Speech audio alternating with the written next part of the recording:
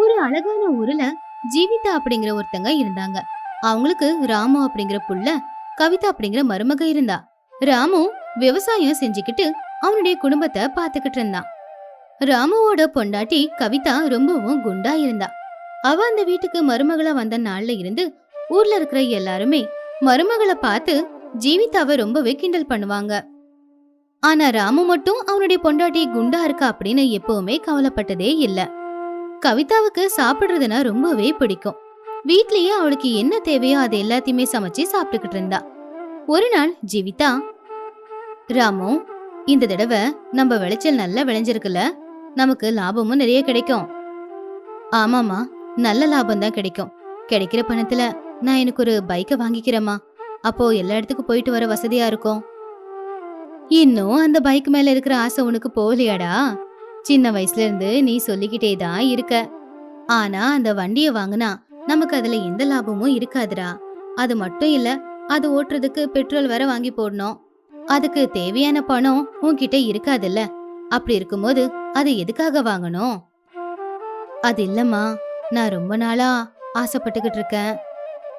சரிடா, முதல்ல நமக்கு லாபம் வரட்டும், அதுக்கப்புறமா பார்க்கலாம்.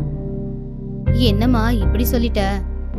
அவ்வளவுதாங்க, எப்பவுமே அத்தை அவ்வளவுதான். என் புருஷன் நல்ல கெத்தா மோட்டார் சைக்கிள்ல போறது பிடிக்கவே பிடிக்காது அவங்களுக்கு, இல்ல அத்தை? என்னம்மா இப்படி சொல்லிட்ட? என் புள்ள நல்லா இருக்கணும்னு தானே நானும் நினைப்பேன். அவன் ஒரு பைக்கை எடுத்து சுத்திக்கிட்டு இருந்தா அத பார்த்து நான் சந்தோஷப்பட மாட்டேனா? நீங்க சந்தோஷப்பட மாட்டீங்க அத்தை. ஏன்னா அப்படி பைக் வாங்கினா என் புருஷன் என்னதானே அதுல ஏத்திக்கிட்டு போவாரு. நானும் என் புருஷனும் சந்தோஷமா போறதுதான் உங்களுக்கு பிடிக்காதே. அதுக்கு தானே அவரை பைக்க வாங்க வேணான்னு சொல்றீங்க, அதுதானே? டேய், உன் பொண்டாட்டி பேசுறதுல கொஞ்சமாவது ஏதாவது அர்த்தம் இருக்காடா? வாய்க்கு வந்தபடி ஏதேதோ பேசிக்கிட்டு இருக்கா. நீயாவது கொஞ்சம் எடுத்து சொல்ல மாட்டியா? கவிதா, ஏன் இப்படியெல்லாம் பேசுற? பேசாம உள்ள போ. போக மாட்டேன். நான் எதுக்கு போகணும்? என் புருஷனுக்காக தானே நான் போராடுறேன். இன்னைக்கு என்னதான் நடக்குதுன்னு நான் பாத்துடுறேன். கவிதா, என்ன இது? ஏன் தேவையில்லாம பேசிக்கிட்டு இருக்க? நான் ஒத்துக்க மாட்டேங்க. எனக்கு கோவம் வந்தா என்ன பண்ணுவேன்னு உங்களுக்கு தெரியும்ல, அப்புறம் நீங்க பாத்துக்கோங்க அப்படின்னு சொல்லி கவிதா சமையல் அறைக்குள்ள போயிட்டா. மருமக கோவத்தை பார்த்து ஜீவிதா ரொம்பவே பயந்துட்டாங்க. டேய், என்னடா உன் பொண்டாட்டிக்கு இவ்வளவு கோவம் வருது? கோவத்துல கத்தி கொண்டு வந்து என்ன வெட்டிட போறாடா? எனக்கு என்னமோ ரொம்ப பயமா இருக்கு. அட, அதெல்லாம் ஒன்னும் இல்லம்மா, நீ எதுக்கும் கவலைப்படாத. என்னடா இப்படி சொல்ற? அவ எவ்வளவு கோவமா உள்ள போனா? பயப்படாதம்மா, அவ உள்ள போய் அப்படி என்ன பண்றான்னு நீயே போய் பாரு அப்படின்னு சொல்லி ராமு அவங்க அம்மா ஜீவிதாவை கூட்டிக்கிட்டு சமையல் அறைக்குள்ள போனா. ஜன்னல் வழியா கோவமா போன மருமக என்ன பண்ணிக்கிட்டு இருக்கா அப்படின்னு பார்த்தாங்க. அப்போ மருமக கவிதா சமையல் அறைக்குள்ள போய் நிறைய சாப்பாடு போட்டு அதை சாப்பிட்டுக்கிட்டு இருந்தா. அப்படி அவ சாப்பிட்டுக்கிட்டு இருக்கிறத பார்த்து ஜீவிதா ஆச்சரியப்பட்டாங்க. என்னடா இது? ஏண்டா இப்படி சாப்பிடுறா? அவளுக்கு கோவம் வந்தா அப்படிதாமா.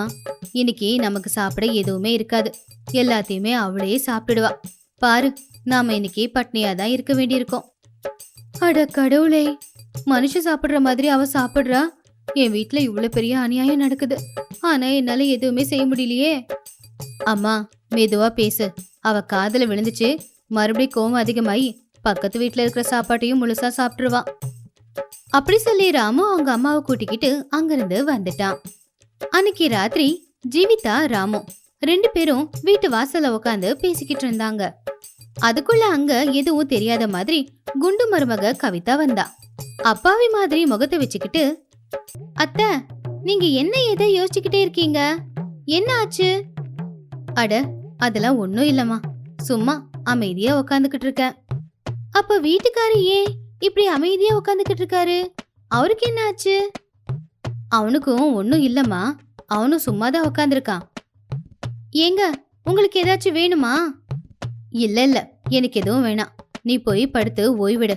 பாவம், நாள் பூரா கஷ்டப்பட்டு எல்லா வேலையுமே இழுத்து போட்டு செஞ்சிருப்ப. நான் கொஞ்ச நேரம் அம்மாட்ட பேசிட்டு அப்புறமா வரேன். சரிங்க, சீக்கிரமா வந்துருங்க அப்படின்னு சொல்லி கவிதா அங்கிருந்து போயிட்டா. கவிதா போனதுக்கு அப்புறமா ராமு ஜீவிதா ரெண்டு பேரும் ரொம்ப நேரம் பேசிக்கிட்டு இருந்தாங்க. ஊருக்குள்ள எல்லாரும் என் மருமகளை குண்டு மருமக குண்டு மருமக அப்படின்னு கிண்டல் பண்ணிக்கிட்டு இருக்காங்கடா. இங்க பார்த்தா இவ 5-6 பேரு சாப்பிட வேண்டிய சாப்பாட்டை அவளே சாப்பிட்டுக்கிட்டு இருக்கா. இனி எப்பவும் இவ உடம்பு குறையாது. என் கவலை என் பொண்டாட்டி குண்டா இருக்கிறது இல்லம்மா. அவளுக்கு எப்பெல்லாம் தோணுதோ அப்பெல்லாம் அவ இஷ்டத்துக்கும் சாப்பிடுறா. அதனால நிறைய பணமும் செலவாய்க்கிட்டே இருக்கு. ஒரு மாசத்துல 10 தடவை நான் மளிகை பொருள் வாங்கிட்டு வரேன். அதை நினைச்சாதான் எனக்கு பயமா இருக்கு. எனக்கு புரியுதுப்பா. இனிமே நான் என் மருமகளை பத்தி யோசிக்கிறேன். நீ எதுக்காகவும் கவலைப்படாத. அவளை நான் பாத்துக்கிறேன். தினமும் நான் அவ பக்கத்துலதாம்மா படுக்கிறேன். ஆனா தூக்கத்துல தெரியாதனமா அவ கையோ காலோ என் மேல போட்டு என் உயிர் போயிடுமோன்னு தினமும் நான் பயந்துகிட்டு தாம்மா வாழ்ந்துகிட்டு இருக்கேன். ஐயோ, என் புள்ளைக்கு எப்படிப்பட்ட நிலைமை வந்திருக்கு. என்னால உன்னை இப்படி பார்க்க முடியலடா. நீ ஒன்னும் கவலைப்படாதடா. இந்த பிரச்சனை எல்லாத்துக்குமே நான் ஒரு முற்றுப்புள்ளி வைக்கிறேன். அப்படி ஜீவிதா புள்ளைக்கு தைரியத்தை கொடுத்து அங்கிருந்து உள்ள அனுப்பி வச்சாங்க. அப்படி அந்த நாளும் முடிஞ்சு போச்சு. அடுத்த நாள் காலையில ஜீவிதா மருமக எழுந்திருக்கிறதுக்கு முன்னாடியே மருமகளோட அறைக்குள்ள வந்து நின்னாங்க. அப்பதான் மருமகளும் எழுந்திருச்ச உடனே அவங்க மாமியார் முகத்தை தான் பார்த்தா. ஐயோ அத்தை, என்ன இங்க நின்னுக்கிட்டு இருக்கீங்க? காஃபி ஏதாச்சும் வேணுமா? இல்லம்மா, இன்னைக்குல இருந்து நான் தான் சமைக்க போறேன். நீ சமையலறை பக்கத்திலேயே வரக்கூடாது. உனக்கு என்ன வேணும்னாலும் சொல்லு, எல்லாத்தையும் நான் செஞ்சு கொடுக்கறேன். நினைச்சேன் காலையில உங்க முகத்தை பார்த்த உடனே இன்னைக்கு இந்த மாதிரி ஏதாவது ஒண்ணுதான் என் காதுல வந்து விழுன்னு நினைச்சேன் அப்படின்னு புலம்புனா. என்னம்மா ஏதோ புலம்பிக்கிட்டு இருக்க? அதெல்லாம் ஒண்ணும் இல்ல அத்தை. நீங்க சமைக்கிறேன்னா எனக்கு எந்த கஷ்டமும் இல்ல. போய் சமையல் செய்யுங்க. அப்படி அன்னைக்கு ஜீவிதா சமையல் செஞ்சாங்க. அதுக்குள்ள ராமுவும் தயாராகி வெளியே வந்தான். 2 பேரும் அப்படி உக்காருங்க. நான் செஞ்ச சாப்பாடு எல்லாத்தையுமே நான் எடுத்துட்டு வரேன். அட அத்தை, சமையல் எல்லாம் செஞ்சது நீங்க தான். ரொம்பவும் டயர்டா இருப்பீங்க. நீங்க வந்து உக்காருங்க. நான் போய் சாப்பாடு எடுத்துட்டு வரேன். ஆமாமா, பேசாம நீ உக்காரு. கவிதா போய் எடுத்துட்டு வருவா. பாவம், ஏற்கனவே ரொம்ப டயர்டா இருக்கே நீ. சரிம்மா, உன் ஆசைய நான் ஏன் வேண்டான்னு சொல்ல போறேன். போய் எடுத்துட்டு வா. அப்படி ஜீவிதா மருமக கவிதாவ சமையல் அறைக்குள்ள அனுப்புனாங்க. கவிதா உள்ள போனவ ரொம்ப நேரம் ஆனாலும் வெளியில வரல. ஜீவிதாவுக்கும் ராமுக்கும் சந்தேகம் வந்துச்சு. உடனே அவங்க 2 பேரும் அங்கிருந்து சமையல் அறைக்குள்ள போனாங்க. சமையல் அறையில செஞ்ச சாப்பாடு எல்லாத்தையுமே போட்டு கவிதா சாப்பிட்டுக்கிட்டு இருந்தா. அத பார்த்து ஜீவிதா ஷாக் ஆயிட்டாங்க. என்னடா இன்னைக்கும் இப்படியே நடக்குதே அப்படின்னு 2 பேருமே ரொம்பவும் வருத்தப்பட்டாங்க. அடுத்த நாள் காலையில ஜீவிதா மருமக கவிதாவை கூட்டிக்கிட்டு சிட்டில இருக்கிற ஒரு ஹோட்டலுக்கு வந்தாங்க. அத்தை, என்னை எதுக்காக நீங்க கூட்டிட்டு வந்தீங்க? இங்க பாருமா, இது எனக்கு ரொம்ப வேண்டியவங்களோட ஹோட்டல். இங்க நான் சொன்னத நீ சாப்பிட்டனா அப்போ நீ கேட்ட பிரியாணிய நான் உனக்காக செஞ்சு கொடுக்கறேன். சரியா? சரிங்க அத்தை, என்னத்த சாப்பிடணும்னு சொல்லுங்க, சாப்பிடுறேன் அப்படின்னு கவிதா கேட்டதும் ஒரு பெரிய தட்டுல சாப்பாடு கொண்டு வந்து அத ஜீவிதா காட்டினாங்க. அந்த சாப்பாட பார்த்ததுமே கவிதா சாப்பிட ஆரம்பிச்சா. அப்படி பரிமாற அவ சாப்பிட்டுக்கிட்டே தான் இருந்தா. கொஞ்ச நேரத்துல அங்க இருந்த பிளேட் எல்லாமே தீந்து போச்சு. அதுக்கப்புறமா அந்த ஹோட்டல் ஓனர் அங்க வந்தாரு.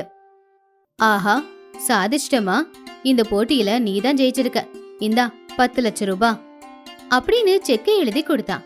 அத பார்த்து கவிதா ஆச்சரியப்பட்டா. இங்க அவங்க பரிமாற சாப்பாடு எல்லாத்தையும் யாரு சாப்பிடுறாங்களோ அவங்க ஜெயிச்சதா அர்த்தம். அவங்களுக்கு 10 லட்சம் ரூபாய் பரிசுன்னு எழுதி இருந்துச்சு. அதனாலதான் உன்னை கூட்டிட்டு வந்தேன். உன்னால இன்னைக்கு நாம 10 லட்சம் சம்பாதிச்சிருக்கோம். அப்படியா அத்தை? இந்த மாதிரி போட்டி எங்க நடந்தாலும் சொல்லுங்க, அப்போ நான் ஜெயிச்சுக்கிட்டே தான் இருப்பேன். நல்லதுமா மருமவளே, உன்ன மாதிரி குண்டான மருமக வீட்டுல இருந்தா வீட்டுக்கு நல்லது இல்லன்னு நினைச்சேன். ஆனா நீ தான் இப்ப வீட்டுக்கு அதிர்ஷ்டமாவே இருக்க. என் குண்டான மருமக தான் அழகான மருமக. அடடா, என்ன சொல்லிட்டீங்க அத்தை. நீங்க சொன்னதை எப்பவும் மறக்க மாட்டேன். ஞாபகத்துல வச்சுக்கிட்டே இருப்பேன். என்னதுமா அது? இங்க பரிமாற எல்லாத்தையும் சாப்பிட்டா எனக்கு பிரியாணி செஞ்சு தரேன்னு சொன்னீங்களே, செஞ்சு தருவீங்கல்ல? கண்டிப்பா செஞ்சு கொடுக்கறேம்மா. வீட்டுக்கு போலாம் வா. பிரியாணி என்னம்மா பிரியாணி, உனக்கு பிடிச்சிருந்தா என் தலையை வெட்டி கூட நான் சமைச்சு கொடுக்கறேன், வா வா அப்படின்னு அவங்க மருமகளை ஜீவிதா வீட்டுக்கு கூட்டிட்டு போனாங்க. அன்னையில இருந்து குண்டான மருமகளை மாத்தணும் அப்படிங்கிற எண்ணத்தை விட்டுட்டு மருமக என்னெல்லாம் சொல்லிக்கிட்டு இருந்தாலும் அதை அப்படியே கேட்டுக்கிட்டு இருந்தாங்க ஜீவிதா. ராமுவும் அவனுடைய பொண்டாட்டி மாதிரியே அவனும் குண்டாகிறதுக்கு முயற்சியை எடுத்துக்கிட்டு இருந்தான். ராமபுர கிராமத்துல சுஷீலா அப்படிங்கிற ஒருத்தங்க இருந்தாங்க. அவங்களுக்கு ராமு, வினய் அப்படிங்கிற 2 ஆம்பளை பசங்க. சுஷீலா அவங்க பிள்ளைங்களை ரொம்ப நல்லபடியா பாத்துப்பாங்க. 2 பிள்ளைங்களையும் நல்லபடியா புரிஞ்சுக்கிற 2 பொண்ணுங்களை கொடுத்து அவங்க கல்யாணமும் பண்ணி வச்சாங்க. ராஜுக்கு சிவானி அப்படிங்கிற பொண்ணையும், வினய்க்கு சீதா அப்படிங்கிற பொண்ணையும் கட்டி வச்சாங்க. 2 மருமகள்களும் அவங்க அத்தைய நல்லபடியா தான் பாத்துக்கிட்டாங்க. ஆனா அவங்க இருக்கிறது பழைய வீடுங்கிறதுனால அவங்க ரொம்ப கஷ்டப்பட்டுக்கிட்டு இருந்தாங்க. அம்மா, பட்டணத்துல எனக்கும் தம்பிக்கும் நல்ல வேலை கிடைச்சிருக்குமா, அதுல நல்ல சம்பளமும் கொடுப்பாங்க.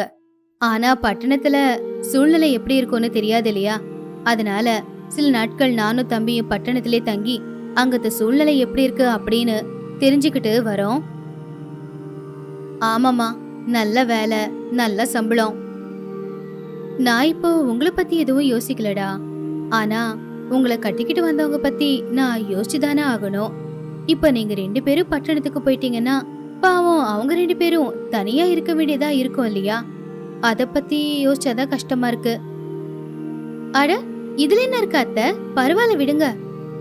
அவங்க நல்லா சம்பாதிச்சா நாமளும் நல்லா இருக்கலாம் இல்லையா, நல்ல வீட்டையும் கட்டிக்கலாம், இப்படி கஷ்டப்பட வேண்டியது எதுவும் இல்ல. சீதா சொல்றது உண்மைதாமா. நம்ம இருக்கிற வீடு ரொம்ப பழைய வீடு. இந்த செவர் எல்லாத்தையும் பாரு, எப்ப வேணும்னாலும் இடிஞ்சு விழுந்துரும் போல. அதுவும் குளிர்காலத்துல இந்த வீட்ல எவ்வளவு கஷ்டமா இருக்கும்னு எனக்கு நல்லாவே தெரியுமா. ஆனா இந்த வீட்டை சரி பண்றதுக்கு நமக்கு நிறைய பணம் தேவைப்படுது. நம்ம எவ்வளவு முயற்சி பண்ணாலும் இத்தனை நாள்ல நம்மளால எதுவுமே செய்ய முடியலல்ல. இத்தனை நாளுக்கு அப்புறமா எங்களுக்கு நல்ல வேலை கிடைச்சிருக்குமா, அதுல நல்ல வருமானமும் இருக்கு. நம்ம நினைச்சபடி இந்த வீட்டை நம்ம சரியா செஞ்சுக்கலாம். இங்க பாருங்க, எங்களை நினைச்சு நீங்க எதுக்கும் கவலைப்படாதீங்க. அம்மாவும் நினைச்சோம் நீங்க கவலைப்பட வேண்டிய அவசியமே இல்ல. நாங்க கூட இருக்கோம்ல, நாங்க பாத்துக்கிறோம். நீங்க தைரியமா போயிட்டு வாங்க. சரி சிவானி. அப்படின்னா சரிம்மா, நாளைக்கு காலையில நாங்க கிளம்புறோம். அப்படின்னா இன்னைக்கு ராத்திரி நம்ம எல்லாரும் ஒன்னா உக்காந்து சாப்பிடலாம். அக்கா வாக்கா, நம்ம போய் சுவையா ஏதாச்சும் சமைச்சு வைக்கலாம். சரி, வா போலாம். அப்படி சிவானி சீதா சமையல் அறைக்குள்ள போய் சமைக்க ஆரம்பிச்சாங்க. மருமகள்களை பார்த்து சுஷீலா ரொம்பவே சந்தோஷப்பட்டாங்க. அப்படி எல்லாரும் சந்தோஷமா பேசிக்கிட்டே சாப்பாடும் சாப்பிட ஆரம்பிச்சாங்க. புருஷனுங்களுக்கு சாப்பாடு பரிமாறிக்கிட்டே அவங்களும் சாப்பிட்டுக்கிட்டு இருக்கிறத பார்த்து சுஷீலா ரொம்ப சந்தோஷப்பட்டாங்க. அன்னைக்கு இரவு அப்படி முடிஞ்சு போச்சு. அடுத்த நாள் ராஜு, வினய் 2 பேரை சுஷீலா, சீதா, சிவானி அனுப்பி வச்சாங்க. மருமகள்கள் முகத்துல புருஷங்க போறாங்க அப்படிங்கிற கவலையை கவனிச்சாங்க சுஷீலா. இன்னொரு பக்கம் பொண்டாட்டிங்களுக்கு டாட்டா சொல்லி ராஜு, வினய் 2 பேரும் வீட்டை விட்டு கிளம்பிட்டாங்க. அன்னைக்கு இரவு வீட்ல ரொம்பவும் குளிரா இருந்துச்சு. எல்லாரும் அமைதியா இருந்தாங்க. உங்க மாமனாரும் ஒரு நாள் முழுக்க வீட்டுக்கு வரவே இல்ல. நானும் நைட்டு பூரா அவருக்காக காத்துக்கிட்டு இருந்தேன். ஆனா அப்பவும் அவரு வரவே இல்ல. அடுத்த நாள் சாயந்தரம் தான் வீட்டுக்கு வந்தாரு. அப்ப வரைக்கும் நான் பச்சை தண்ணி கூட குடிக்கவே இல்லை தெரியுமா. எனக்கு ரொம்ப கவலையாயிடுச்சு. இன்னைக்கு உங்க நிலைமையும் அது மாதிரி தான் இருக்கு. அது எனக்கு எப்படி இருக்கும்னு தெரியும். ஆனா அதுக்காக இப்படி 2 பேரும் அமைதியா இருக்காதீங்க. உங்க புருஷனுங்களுக்கு தைரியம் கொடுத்ததே நீங்க தான். என்ன நல்லா பாத்துக்கிறீங்க அப்படின்னு வாக்கும் கொடுத்துருக்கீங்க. உங்களை நான் நல்லா பாத்துக்கிறேன்னு வாக்கு கொடுத்துருக்கேன். நீங்க இப்படி கவலையா இருந்தா எப்படி சொல்லுங்க? ஐயோ அத்தை, நீங்க எது தப்பா எடுத்துக்காதீங்க. ஏதோ அவங்க போயிட்டாங்கன்னு கொஞ்சம் கவலையா இருக்கு, அவ்வளவுதான். இது வரைக்கும் அவர் இல்லாம நான் சாப்பிட்டதே கிடையாது. இன்னைக்கு அவர் இல்லல்ல. எப்பவுமே சாப்பாட்டை நான் என் கையால ஊட்டி விடுவேன். இப்ப தனியா அவர் எப்படி சாப்பிடுறாரோ என்னவோ. சரியா போச்சு. அப்ப நீங்க 2 பேரும் என்ன பத்தி யோசிக்காம புருஷனுங்களை பத்தி மட்டும் யோசிக்கிறீங்க. நேரத்துக்கு சரியா சாப்பிடலனா என் உடம்பு வீணாயிடாதா? நீங்க பார்த்தா இன்னும் எதுவுமே சமைக்கவே இல்ல. ஒரு பக்கம் குளிர் வேற தாங்கல. ஐயோ சீதா, உடனே போய் அந்த பெட்ஷீட் எடுத்துட்டு வா. சரியக்கா, இதோ போய் எடுத்துட்டு வரேன். அட, ஏன் இவ்வளவு பதட்டப்படுறீங்க? அதெல்லாம் ஒன்னும் இல்ல. எது செஞ்சாலும் கொஞ்சம் பொறுமையா செய்யுங்க. அதுக்கப்புறம் மருமகள்கள் அவங்களுக்கு ஒரு பெட்ஷீட்டை கொண்டு வந்து கொடுத்தாங்க. அதுக்கப்புறம் சிவானி அடுப்ப பத்த வச்சு அதுல சப்பாத்தி சுட ஆரம்பிச்சா. சீதா அந்த சப்பாத்திக்கு குழம்ப ரெடி பண்ணிக்கிட்டு இருந்தா. அது சின்ன வீடுங்கிறதுனால எல்லாரும் ஒரே ரூமுக்குள்ள இருந்து அப்படி சமையல் செஞ்சாங்க. நேத்து வரைக்கும் நாம 5 பேர் இருந்தோம். ஆனா இப்போ 3 பேர் தான் இருக்கோம். சீக்கிரமா 7 பேர் ஆகணும். அது உங்க கையில தான் இருக்கு. 7 பேரா? அப்படின்னா உங்க பிள்ளைங்களுக்கு இன்னொரு கல்யாணம் பண்ணி வைக்கலாம்னு நினைக்கிறீங்களா? எங்களுக்கு அநியாயம் பண்ண போறீங்களா? அடியே பைத்தியக்காரி, 7 பேர்னு சொல்றது நம்ம பசங்களை சேர்த்து. நமக்கு பசங்க பிறந்தா மொத்தம் 7 பேர் இல்ல, அததான் அத்தை சொல்றாங்க. ஓ, அதுவா? நான் வேற ஏதோன்னு நினைச்சிட்டேன். அப்படியே சீதா சொன்னதை கேட்டு சுஷீலா சிவானி 2 பேரும் சிரிச்சாங்க. அப்படி அவங்க எல்லாரும் பேசிக்கிட்டே சமையலையும் செஞ்சு முடிச்சிட்டாங்க. அன்னைக்கு இரவு முழுக்க குளிர் ரொம்ப அதிகமா இருந்துச்சு. அந்த குளிரால சுஷீலாவால தூங்கவே முடியல. சுஷீலாவை பார்த்து சிவானி சீதா 2 பேருமே பயந்துட்டாங்க. அத்த, நம்ம ஹாஸ்பிடலுக்கு போலாமா? அட என்னம்மா நீ இவ்வளவு சின்ன விஷயத்துக்கு ஹாஸ்பிடலுக்கு போலான்னு சொல்லிக்கிட்டு இருக்கிறியே, அதெல்லாம் ஒன்னும் தேவையில்லம்மா. நீங்க குளிர்ல நடுங்கிக்கிட்டு இருக்கீங்க, என்ன பண்றதுன்னு எங்களுக்கு புரியல. சரி, என்ன பண்ணணும்னாவது கொஞ்சம் சொல்லுங்களா அத்தை? பேசாம இங்கே குளிர்காய நெருப்பு மூட்டுங்க, சுட சுட இருக்கும். சரிங்க அத்தை. சீதா, நீ போய் விறகு எடுத்துட்டு வா, நம்ம பேசாம இங்கேயே நெருப்பு மூட்டிடலாம். அப்படி 2 மருமகள்கள் சேர்ந்து குளிர்காய அங்க நெருப்ப பத்த வச்சாங்க. அப்படி நெருப்பு மூட்டினதுக்கு அப்புறமா அந்த அறை முழுக்க கதன்னு இருந்துச்சு. அப்படி குளிர பொறுத்துக்கிட்டு அன்னைக்கு இரவு எல்லாரும் படுத்து தூங்குனாங்க. அடுத்த நாள் காலையில சிவானி குளிர்ல நடுங்கிக்கிட்டே வீட்டுக்கு வெளியே வாச தெளிச்சு கோலத்தையும் போட்டா. இன்னொரு பக்கம் சீதா துணிகளை துவைச்சுக்கிட்டு இருந்தா. சுஷீலா மட்டும் வீட்டுக்குள்ளேயே தான் உக்காந்துக்கிட்டு இருந்தாங்க. அதுவும் அவங்க பக்கத்துல குளிர்காய நெருப்பும் இருந்துச்சு. அம்மாடி மருமவளுங்களா, வெளியில குளிர்ல கஷ்டப்பட்டதெல்லாம் போதும், சூடா ஏதாவது குடிக்கணும் போல இருக்கு, உள்ள வந்து கொஞ்சம் கஷாயம் போட்டு கொடுங்க. இதோ இப்ப எடுத்துட்டு வர அத்தை. எனக்கும் உடம்பு முடியலக்கா, கொஞ்சம் கஷாயம் வச்சு கொடு. அக்கா, நல்ல காட்டா வச்சு கொடு கஷாயம். நீ குடுக்கற கஷாயத்தை குடிச்ச உடனேயே உடம்பு எல்லாமே சுறுசுறுப்பா மாறிடணும். இந்த குளிர்ல நாம இவ்வளவு கஷ்டப்படுறோமே, பாவம் என் பிள்ளைங்க 2 பேரும் எவ்வளவு கஷ்டப்படுறாங்களோ என்னவோ. ஆளுக்கு ஒரு பெட்ஷீட்டை தான் அவனுங்க எடுத்துட்டு போயிருக்கானுங்க. அவனுங்களால இந்த குளிர தாங்கிக்க முடியுமா?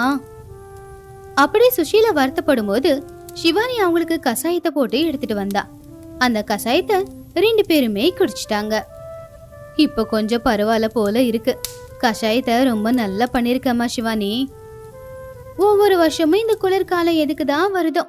பேசாம குளிர்காலம் 1 வாரம் 10 நாள் இருந்துட்டு போயிடலாம்ல, எதுக்கு இத்தனை நாள் இருக்கு? ஏமா, அது என்ன சொந்தக்காரங்களா வாரம் 10 நாள் இருந்துட்டு போறதுக்கு? அம்மாடி சிவானி, பாத்தி அவன் தங்கச்சி என்ன சொல்றான்னு அப்படின்னு சொல்லி சுஷீலா சிரிச்சாங்க. இப்படி குளிர தாங்கிக்கிட்டே 1 மாசமும் ஓடி போயிடுச்சு. 1 மாசத்துக்கு அப்புறமா வெளியூருக்கு போயிருந்த பசங்க திரும்ப வந்தாங்க.